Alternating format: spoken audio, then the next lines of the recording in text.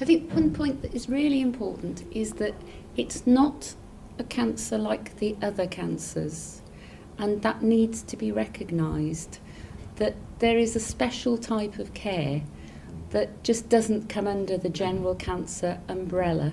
The awareness, I think, is down to, obviously you're going to have to keep checking your body, and I feel it's good because other people learn from other people's experiences.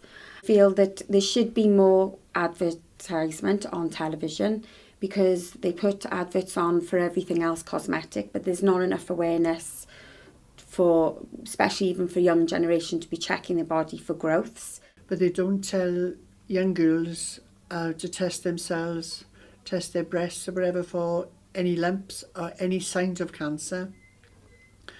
And I think the age of a mammogram should be brought down, and so does many of the group. I think the age should be brought down lower than 50 years of age. That is far too late for anybody